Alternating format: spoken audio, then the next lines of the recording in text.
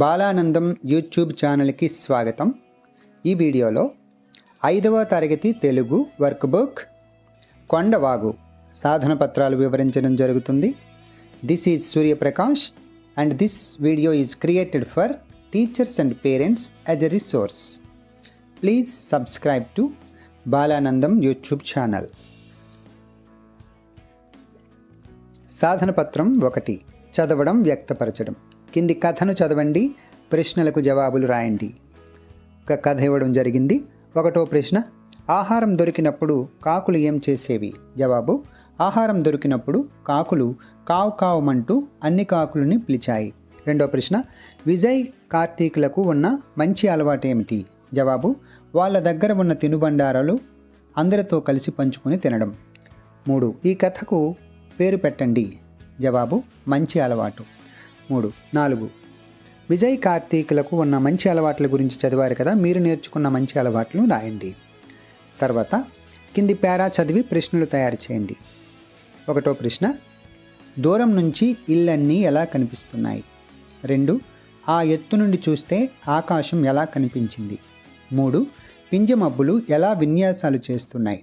4, సౌందర్యం అంటే అర్థం ఏమిటి?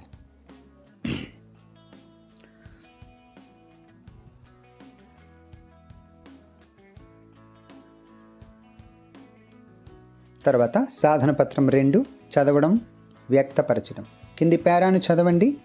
ఇచ్చిన పదాలను సరైన చోట రాయండి. పీచు మిఠాయి, జాతర, చెరుకు రసం, సాయంత్రం, గాజులు. ఆనంద్, జయ అన్న చెల్లెళ్ళు గ్రామంలో జరుగుతున్న జాతరకు వెళ్ళారు. జాతర చాలా సందడిగా ఉంది. అక్కడ బొమ్మల దుకాణాలు, మిఠాయి దుకాణాలు, గాజులు, బొట్టు బిళ్ళలు, గొలుసులు అమ్మే దుకాణాలు చాలా ఉన్నాయి. అందులో గల ఒక దుకాణంలో జైకు గాజులు కొన్నాడు. తనకు రంగురంగుల బెలూన్లు, బొమ్మలు కొనుక్కున్నాడు. ఇద్దరూ కలిసి పీచు మిఠాయి తిన్నారు. వారి దగ్గరలోనే చెరుకు రసం దుకాణం కనిపించింది. చెరుకు రసం తాగుదామని జయ అడిగింది. సరే తాగుదామని ఇద్దరు చెరో గ్లాస్ తాగారు. ఈ విధంగా రాయాల్సి ఉంటుంది. తర్వాత విజయ్ తన డైరీలో ఆదివారం విశాఖపట్నంలో చూసిన విశేషాలు రాసుకున్నాడు.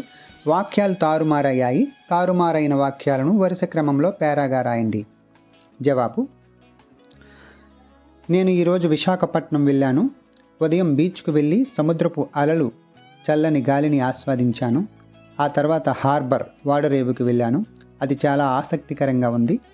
తర్వాత సబ్మెరీన్ మ్యూజియం చూశాను. చివరిగా కైలాసగిరి వెళ్ళి పైనుంచి నగరాన్ని చూశాను. ఈరోజు నేను ఎన్నో కొత్త ప్రదేశాలు చూశాను. ఈరోజు నాకు చాలా ఆనందంగా గడిచింది. ఈ విధంగా సరైన క్రమంలో రాయాల్సి ఉంటుంది. తర్వాత సాధన పత్రం 3, పదజాలం. పేరాను చదవండి, అభ్యాసాలు చేయండి. 1, పేరాలోని సరళాక్షరాలను గుర్తించండి, గడులలో రాయండి.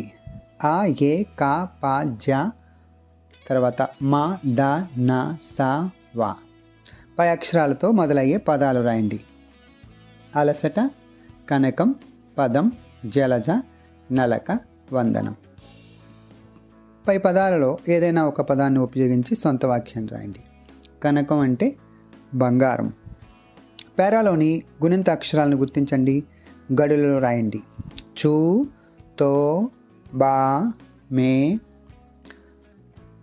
తర్వాత పై పేరాలో ద్విత్వాక్షరాలను గుర్తించండి, గడులలో రాయండి. కా కింద క, వా కింద వా, చా కింద చా, నా కింద నా, నీ కింద నా. తర్వాత పై అక్షరాలు ఉండేలా పదాలు రాయండి. అక్కడ, బోవ, ముచ్చట, చిన్నారి, పిన్ని. పై పదాలలో ఏదైనా పదాన్ని ఉపయోగించి ఒక సొంత వాక్యాన్ని రాయండి. పిన్ని చిన్నారికి బొవ్వ తినిపించింది. పై పేరాలోని సంయుక్తాక్షర పదాలను రాయండి. వాటితో వాక్యాలు రాయండి. ప్రవహిస్తున్నాయి, వర్షాకాలంలో నదులు ప్రవహిస్తున్నాయి. సూర్యోదయం, సూర్యోదయంకి ముందుగానే నిద్ర లేవాలి. తర్వాత సాధన పత్రం 4, పదజాలం. కింది గలలో అడవికి సంబంధించిన పదాలు రాయండి. జవాబు, ఉదాహరణ చెట్లు, కొంకుళ్ళు, పక్షులు, తేనె, జంతువులు, విస్తరాకులు. తర్వాత కింది వాక్యాలలో గీత గీసిన పదాలకు అర్థాలు రాయండి. ఆ అర్థంతో వాక్యాన్ని రాయండి. ఉదాహరణ, ఆకాశంలో మేఘాలు గబగబా కదులుతున్నాయి. గబగబా అంటే వేగంగా. ఆకాశంలో మేఘాలు వేగంగా కదులుతున్నాయి. 1, విరబూసిన మల్లెపూలు చూడచక్కగా ఉన్నాయి. జవాబు, ముచ్చటగా. విరబూసిన మల్లెపూలు ముచ్చటగా ఉన్నాయి. 2 పుట్టలలో సర్పాలు నివసిస్తాయి. సర్పాలు అనగా పాములు. పుట్టలలో పాములు నివసిస్తాయి. ఈ విధంగా రాయాల్సి ఉంటుంది. తర్వాత సూర్యకాంతికి తామరాకుపై నీటి బిందువులు ధగధగా మెరుస్తున్నాయి. ధగధగా అర్థం తలతల. సూర్యకాంతికి తామరాకుపై నీటి బిందువులు తలతల మెరుస్తున్నాయి. కింది పదంతో సొంత వాక్యాన్ని రాయండి. విస్తరాకులు. పండగ రోజు అందరూ విస్తరాకులపై భోజనం చేస్తారు. తర్వాత సాధన పత్రం 5 పదజాలం. కింది ఆధారాలతో పట్టిక పూరించండి. అడ్డం కొండకు మరొక పేరు, చేపలు పట్టుకుని తినే తెల్లని పక్షి, ఒక తీయని పండు, గుడిలో బడిలో కొట్టేది. ఈ విధంగా ఇవ్వడం జరిగింది. 1 అడ్డం పర్వతం, 2 అడ్డం కొంగ, 3 ఒక తీయని పండు సపోటా, 4 గుడిలో బడిలో కొట్టేది గంట. తర్వాత నిలువు గాలిలో ఎగిరేది, 1 నిలువు పక్షి, 2 తక్కువ మందిని ఇలా అంటారు కొందరు. ఈ విధంగా రాయాల్సి ఉంటుంది. తర్వాత సరైన జవాబులు గుర్తించండి.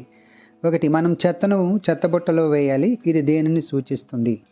జవాబు ఈ శుభ్రత. 2 విద్యార్థులు చెట్లను కాపాడాలని నినాదాలు చేశారు. ఇది ఏ పదానికి సరిపోతుంది? జవాబు ఆ వన సంరక్షణ. 3వ ప్రశ్న ఫ్యాక్టరీల నుండి వచ్చే పొగ వల్ల గాలి మలినమవుతుంది. దీనిని ఏమంటారు? గాలి కాలుష్యం. తర్వాత స్వీరచన. సాధన పత్రం 6 స్వీరచన. 1 జావేద్ లేఖను ఎవరికి రాశాడు? జవాబు జావేద్ లేఖను వెంకట్కు రాశాడు. 2 మీరు చూసిన ఏదైనా కొండ గురించి 2 వాక్యాలు రాయండి. జవాబు నేను అరకు కొండలను చూశాను. అవి చాలా అందంగా పచ్చని చెట్లతో నిండి ఉన్నాయి. 3వ ప్రశ్న నీటి బొగ్గ దగ్గర నుండి పాయలు ఎలా వస్తున్నాయి?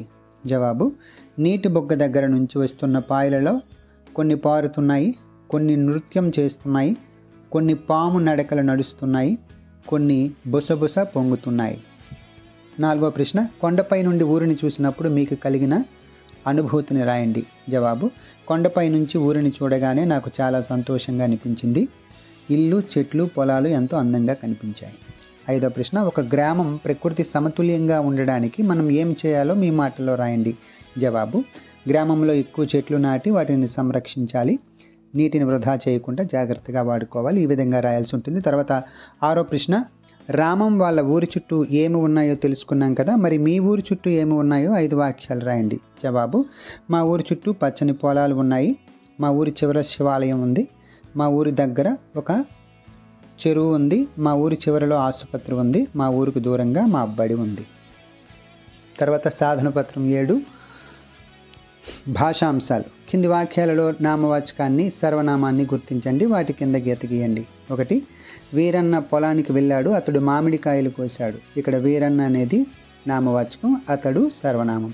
2 సునీత వినీత బజారుకు వెళ్ళారు, వాళ్ళు కూరగాయలు కొన్నారు. ఇక్కడ సునీత వినీత నామవాచకాలు, వాళ్ళు అనేది సర్వనామం. పిల్లి పాలు తాగింది, అది మ్యావ్ మ్యావ్ అంటూ పారిపోయింది. ఇక్కడ పిల్లి అనేది నామవాచకం, అది అనేది సర్వనామం. ఈ విధంగా రాయాల్సి ఉంటుంది. తర్వాత కింది వాక్యాలను పరిశీలించండి.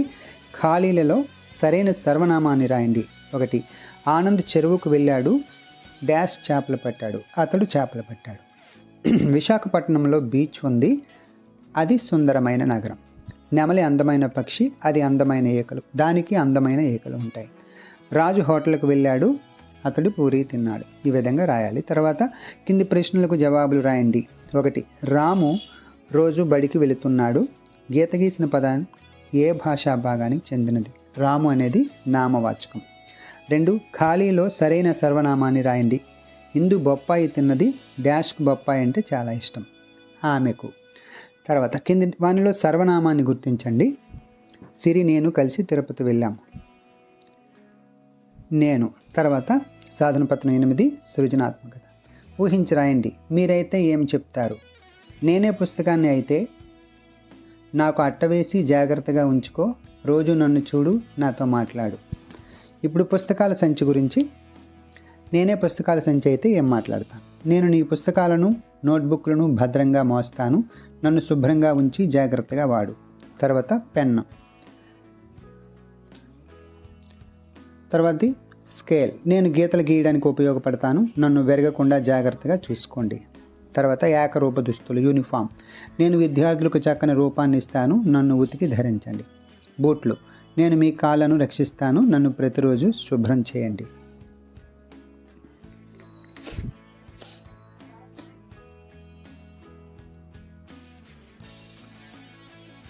తర్వాత నేనేమి నేర్చుకున్నాను.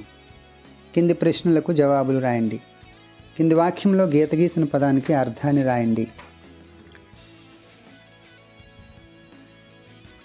కొన్ని ప్రాంతాలకు వాగు నీరే ఆధారం. ఇక్కడ వాగు అనగా చిన్న ఏరు. 2. కింది పదంతో సొంత వాక్యాన్ని రాయండి. ఆకాశం. ఆకాశంలో రాత్రిపూట నక్షత్రాలు మెరుస్తాయి. వాక్యాన్ని చదవండి, సర్వనామాన్ని గుర్తించండి. ఇక్కడ జవాబు సర్వనామం నేను. కింది పేరాను చదవండి, ప్రశ్నలకు జవాబులు రాయండి. ఇక్కడ పేరా ఇవ్వడం జరిగింది. 1వ ప్రశ్న, పిల్లలు ఆనందించడానికి కారణం ఏమిటి? జవాబు, పిల్లలు సర్కస్లో రంగురంగుల టెంటు, పెద్ద పెద్ద జంతువులు, చురుకైన కళాకారులను చూసి ఆనందించారు. తర్వాత, జోకర్ చేసిన పనికి పిల్లలు ఎలా స్పందించారు? జవాబు నవ్వారు. కింది ప్రశ్నలకు జవాబులు రాయండి. 1. జావేద్ దసరా సెలవులకు ఊరు వెళ్ళాడు కదా, బడికి సెలవులు ఇచ్చినప్పుడు మీరు ఎక్కడికి వెళ్తారు? జవాబు, బడికి సెలవులు ఇచ్చినప్పుడు నేను మా అమ్మమ్మ వాళ్ళ ఊరు వెళ్తాను. 2. నీటి బొగ్గ నుండి నీరు ఎలా వస్తుందని పాఠంలో చెప్పారు? జవాబు, నీటి బొగ్గ నుండి నీళ్లు పాయలుగా పొంగుతూ నృత్యం చేస్తూ ఉంటాయని. తర్వాత, వర్షం వచ్చే ముందు ప్రకృతి ఏ విధంగా ఉంటుందో రాయండి. వర్షం వచ్చే ముందు ఆకాశంలో నల్లని మేఘాలు కమ్ముకుంటాయి, చల్లని గాలి వీస్తుంది, చెట్లు బలంగా ఊగుతాయి, పక్షులు తమ గూళ్ళకు చేరుకుంటాయి, మెరుపులు మెరుస్తూ ఉరుములు వినిపిస్తాయి. తర్వాత, పాఠంలో మేఘాలను ఏ విధంగా వర్ణించారు? పాఠంలో మేఘాలను ఒత్తిగా కదులుతున్నట్లు కాసేపు ఈ విధంగా రాయాల్సి ఉంటుంది. తర్వాత,